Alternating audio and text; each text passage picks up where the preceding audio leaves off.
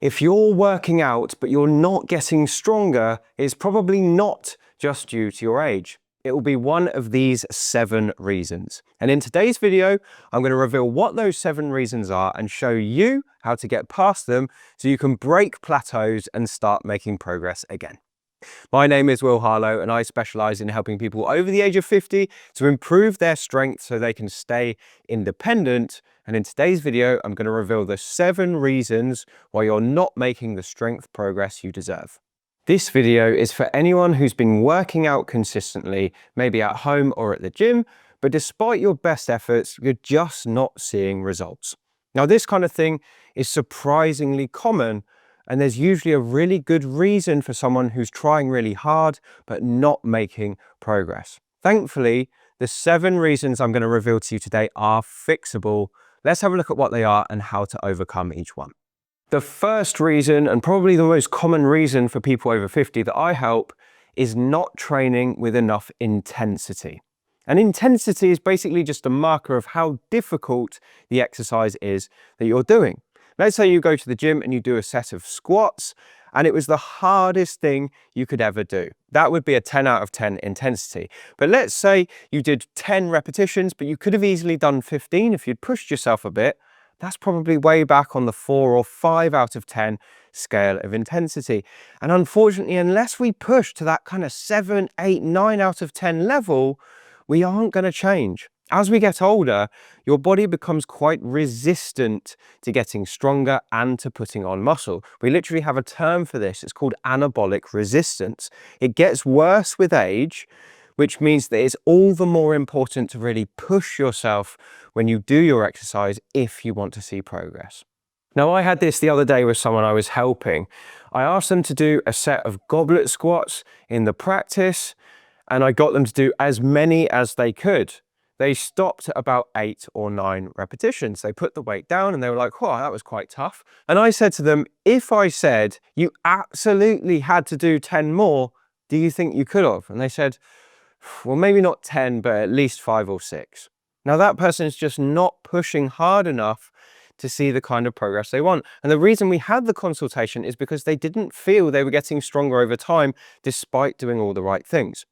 Now, I understand why people don't always push themselves that hard over the age of 50. Sometimes it's to avoid an injury. Sometimes it's because the exercise just doesn't quite feel right and they're not confident in pushing it. But unless you reach that level of intensity where something will happen, the muscles aren't going to get stronger and they're certainly not going to grow. Now, if you want some guidance in finding the right intensity, I like to use a concept called reps in reserve, or RIR. And what reps in reserve describes is basically how many repetitions you had left in the tank when you stopped your set. So let's say you're doing a set of squats, you did 10 squats, you put the weight back on the rack, and you were quite near the edge of your maximum effort. You could have only done 1 more. That would have given you 1 rep in reserve. And if you couldn't have done any more in reserve, even if someone had paid you, that would be 0 reps in reserve. So you get the idea of how this looks. Now, if you want to make progress, people over the age of 50 really need to be shooting for between 1 and 3 reps in reserve.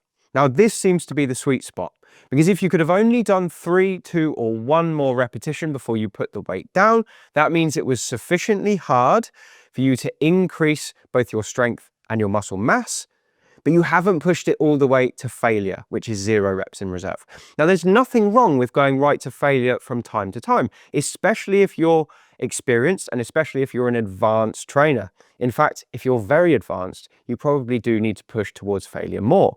But if you're just getting started, pushing to failure can increase the risk of injury just slightly without really increasing your results very much. That's why staying between 1 and 3 reps in reserve is the sweet spot for most people. So at the end of each set, just ask yourself, how many more of those could I have done if there was money on the line? And if you said, well, I probably could have done 2 more, that's amazing. You're right in the sweet spot. Stay there. And if you keep hitting that sweet spot, eventually you should get stronger. By the way, if you're enjoying this video so far and you want more principles to help you increase muscle and strength, I've got a free 25-minute video that I recorded just for my audience, which will show you some of my best advice to help you do just that. You can find a link to that video in the description box below. The second reason for a lack of progress is not enough recovery time. Now, let me tell you a personal story about this one to paint this picture. So a couple of months ago, I thought it would be a good idea to have a big push to try and gain some more muscle as quickly as I could. Now, normally I go to the gym 3, maybe 4 times per week, amongst other forms of exercise as well. But I thought, what happens if I up it all the way to 6 times per week? So I cleared some time in my calendar, I dedicated to 6 days per week, and things started off really well. I was eating more food, I was training more, I was really pushing my body, and I started to see progress in both strength and muscle. But a funny thing happened about 4 or 5 weeks in. I plateaued. I couldn't get stronger. I thought maybe I'm not eating enough food, so I ate more. And I thought maybe I'm not actually pushing each muscle group hard enough. Maybe I'm slacking in my training. So I tried to dial it up even more. The intensity went up another notch in those sessions. And then guess what happened? I started to go backwards. I was getting weaker, and I actually felt like I wasn't gaining muscle anymore. Despite eating more, I was probably just gaining fat. And I thought, what on earth is going on? I'm dedicating all this time to try and get stronger and bigger, and it's just not working out. So what did I do? I got fed up. I dialed the training back down to 3 or 4 times per week. And I thought maybe I'll have another go after the summer. But as soon as I dialed the training back, I started to get stronger again. I was putting more weight on the bar, and I actually felt like I was adding more muscle than I was when I was doing my 6 days a week training. So what on earth went on there? Well, the fact is I was probably overtraining. And if I wasn't overtraining, I was certainly under-recovering. This is a really important thing to understand. When you're trying to get stronger, the actual gains in muscle and strength don't happen while you're in the gym. They happen while you're asleep or while you're resting. That's when your muscles repair, that's when they regenerate, and then next time you go back in, they're stronger and better than they were before. But if you're not giving them that window of time where they can rest and recover, that process is interrupted. Let's say you go into the gym on a Monday, you did some chest work, you did some bench press, you have just one day off, then you go back on the Wednesday and you do another round of chest work. You completely halt the recovery from day one when you train that muscle group again, which means you're suboptimally recovered and you're probably still aching from the Monday, so your Wednesday session isn't as good, and you missed out on some of the muscle and strength gain benefits had you just waited a couple more days. One of the funny things about my experience is I didn't have any of the classic symptoms of overtraining. I didn't lose my appetite, I wasn't struggling with sleep, I was still enjoying the gym, I didn't feel ill, I wasn't getting colds and flus, none of those things were happening. And if you look up overtraining on the internet, that's what it will tell you it looks like, and it does in the extreme. But I just wasn't giving myself time and space to recover, and that's as bad as fully overtraining to the point of getting ill. So not getting stronger over time, I would say, is one of the biggest signs of not enough recovery time. So how much rest and recovery is enough? Well, I would recommend leaving at least 48 hours in between working the same muscle groups. So if you worked your legs on a Monday, don't work them again until the absolute earliest on a Wednesday, but ideally you'd go another day, so wait until the Thursday. We ideally want to be training each muscle group twice a week if we can, because the frequency does matter, and we don't have to absolutely blitz the muscle group every time you work it. Just doing 3 sets of squats on a Monday, I would say, is ticking the box of trying to get your legs stronger. If you did that on a Monday and a Thursday, that would usually be enough for most people to start to see gains in strength. Now, in terms of how many over the course of the week, in terms of how many sessions, obviously it depends on a number of factors, like how long each session is and how many exercises you're fitting in. But for most people over 50, between 1 and 3 sessions per week is enough to see progress. If you're more advanced, you might push that to 4 sessions a week. But start on the low end, start with 1 or 2, and then push to 3 only if you feel that you're recovering and still making progress. It is a fact that we recover slower the older we are. So as you age, you probably will have to take more days off in between sessions than you did them when you were in your 20s and 30s. The third reason you might not be getting stronger is because you're not following progressive overload. Now, progressive overload is one of the key principles of resistance training, and it is literally the thing that gets you stronger over time. What progressive overload means is simply adding more weight or more reps to each exercise over time. So let's say you start off doing a squat with 40 kilos. After about 3 or 4 weeks, you might do 42.5 kilos. Then another 3 or 4 weeks past, you might do 45 kilos. That's progressive overload. It's those tiny incremental gains over time. And this sounds really obvious. And you might be going, well, duh, it makes sense. To get stronger over time, you need to add more weight. But not everyone follows it. And I've been guilty of this in the past as well, especially if you're going into the gym, you're working out hard, but you're doing something slightly different each time. Maybe you cut down your rest periods today because you felt really energized and you wanted to keep going. Maybe you've got a really good sweat on. Maybe you feel your muscles working really hard, but if you look at your gym diary at the end of the week, you actually lifted less weight today than you did last week. Guess what? You haven't followed progressive overload and you won't be getting stronger even though you're working out really hard. Some people get into trouble with this because they don't track themselves when they go in. They go into the gym, they say, I can't really remember what I did last time, so I'll just pick up the 8-kilo dumbbells. They do a set with that, and then they realize, oh, actually, I did all of my sets on the 10-kilo dumbbells last week. Guess what? You've got your heart and your lungs up a bit, but you haven't really made any strength progress that week, simply because you weren't organized enough to write down what you did the week before. This is why I highly recommend keeping a gym diary or some kind of template that you can fill out where you can keep track of what you do over time so you know that you're adding that weight or those repetitions over time. Now, you can add weight to get stronger, but another way to make progress is to add repetitions. So on day 1, you might do a set of squats for a set of 10 repetitions.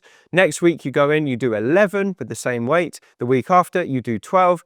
Again, that's just as good as adding weight to the bar. It doesn't really matter. You've just got to make it a little bit harder for yourself over time if you want to see progress. And by the way, if you're enjoying this video so far, please do me a favor and hit that subscribe button. It really helps the channel first and foremost, but then you'll also be the first to hear about our new videos when they come out. So thank you so much if you do that. So our last point brings us on to point number 4, which is changing exercises too often. Now, as I said before, progressive overload is one of the keys to making progress in your strength training. But if you change the exercises you do every time you do a workout, how do you know if you're getting stronger? You simply can't know. Let's say you went in on Monday and you did squats, then on Thursday you did the leg press, then the following Monday you do the knee extensions. You might think you're doing leg work every week, and absolutely you are. You're training the same muscles, but the exercises are totally different. That means it's likely that when you come back round to squats in a few weeks' time, you haven't actually got stronger, because your body gets stronger specifically based on what you do. So if you're doing lots of squats, you're going to get stronger at the squat. And if you're doing lots of leg presses, you're going to get stronger at the leg press. And that's a brilliant way to make progress. Now, it doesn't mean you have to stick with the same exercises for the rest of your life. It just means staying consistent for at least a number of weeks. I would recommend picking a set of exercises and then sticking with them for a minimum of 6 weeks, ideally 8. On the flip side, reason number 5 for no progress is never changing your exercises. Now, you have to stick with the same exercises if you want to get stronger at that exercise for a time. But if you're doing the same exercises month on month on month on month, it goes very stale very fast, and you will plateau before you know it. If you're sticking with the same exercises, let's say for 6 months or 12 months, which some people do, they get into a groove, they love the exercises they've chosen, they're going to the gym and doing the same thing every single time, but they're not getting stronger, it's because their body has basically adapted and become comfortable with that movement. And even if they push themselves, they can go up a bit and then they come back down. Now, your body is an adaptation machine. it will very quickly adapt to the things that you do regularly, and that includes the same exercises. Now, this is actually really interesting when I see it in the clinic for someone who does lots of squats, but they never do single leg work like single leg dips or single leg squats or Bulgarian split squats, anything that involves one leg at a time. If you get that person who's very strong at squatting to try and do a single leg squat, they can't do it. And they're like, what on earth's going on? I've got really strong legs. And yet they do have strong legs at the double leg squat, but their leg strength doesn't apply to all of these other things. So that's another reason why changing exercises at some point in your program is a really good thing to do from time to time, because then you'll develop different forms of strength. And guess what? If you did a block of 6 weeks of squats and then you changed that exercise to a split squat for another 6 weeks, when you come back to the squat on week number 12, you'll probably be stronger at the squat because you've built up foundational strength in other muscle groups that aren't used as well when you're doing the squat, if that makes sense. So it's really important to change your exercises from time to time. I would say if you've plateaued and you try everything else in this video and it hasn't worked, change your exercises. And I would also say if you've been doing the same exercises for over 3 to 6 months, definitely change your exercises, because you need something new, a new stimulus. The body has to be exposed to a new challenge if you want to consistently improve over time. The 6th reason you're not making strength progress is ignoring weak links. Now, if you do exercises like the squat or the deadlift or the bench press, big compound movements that involve multiple muscle groups, if you've got a tiny hidden weak link somewhere, that could be the reason that you can't progress. This is actually really, really common in people over the age of 50. Let's say, for example, you're doing the bench press, right? And you've got a certain amount of weight on the bar. You've been doing it for weeks and weeks and weeks, and no matter what you try, you can't get stronger. You feel like you're making progress on week 1, but on week 2, it just drops back down again. It might not be your chest or your triceps that are the problem. Those are the main muscles that do the movement, but guess what? There's other muscles that stabilize that area of the body when you do that movement, and if those are very weak, that could be the reason you can't make progress.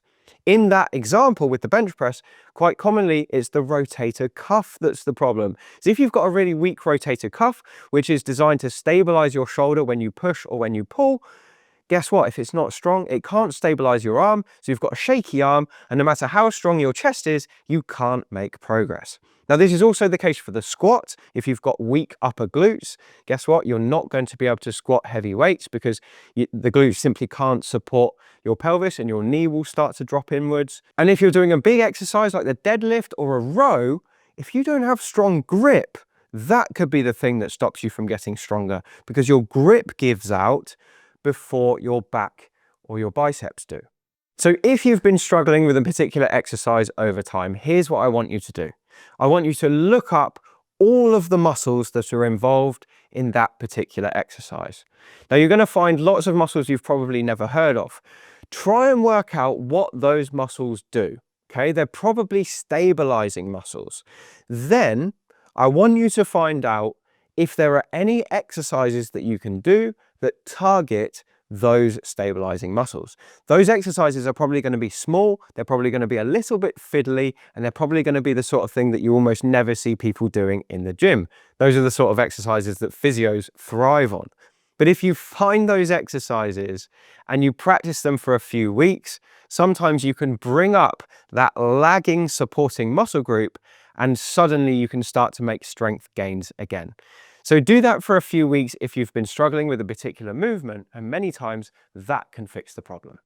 The final reason, number 7, for not making strength progress over time is because aches and pains are getting in the way. Now, this is a really difficult one, and it's also super common, especially if you're someone who's suffering from past injuries that rear their ugly head whenever you try and make progress, or you've got arthritis in a given joint. It can be really difficult to overcome. So here are 3 options to help you overcome aches and pains so you can start making progress again. The first option is to do what we said before, which is to train the stabilizing muscles around each joint. So let's say it's your shoulder that's stopping you from making progress because it just starts to hurt every time you add a little bit of weight to the bar or a few more reps. What I'd like you to do is spend a little bit of time each session just training that rotator cuff. So those tiny little stabilizing muscles, do some band work with some small rotations, try and get the cuff working by putting a band around both hands and lifting it up like this. There are loads of exercise options on my channel to help you do that kind of thing. That also works for the glutes or the calves or any of the supporting muscle groups that you feel might be holding you back. That's option one. The second option is to try and do a little bit of mobility work on your sticky areas every time you do a workout or just before. So spend 5 minutes, maybe 10, just mobilizing that problem joint through its full range of motion before you get into your workout. Let's say it's your knee that's the problem. The first thing you're going to do before you do your squats, before you do your knee extensions, go and lie down on a mat on the floor and just bend your knee as much as you can and then straighten it as much as you can and keep doing that for 5 minutes. Then go and do your workout. Just see if that makes a difference. It could be enough to just loosen it up so it doesn't restrict you anymore. Now, the third thing you can try is 10 minutes of stretching each morning. Now, your stretches should be targeted, so it should be focused on the area that's the problem. So if you've got a problem knee, stretch your hamstrings, stretch your quads, stretch your calves, stretch your glutes. Try that. It will only take you 5 or 10 minutes. Do it each morning, spend 1 minute stretching each of those muscle groups, and then try it. You can also do that stretching program right after your workout. It's typically best to do stretches after your gym training, just because if you do them before, there is some evidence to show in extreme cases it decreases your strength slightly, so I just wouldn't bother with that. But stretching after the workout can be really good. By the way, dynamic stretching before a workout can also be fine, and it doesn't really seem to have that kind of effect. But those static stretches where you hold them for 30 seconds to a minute, those are really good at relieving tightness and tension around a painful joint, and I find them very, very helpful for the people I treat. So try those things, see if that helps you overcome those aches and pains.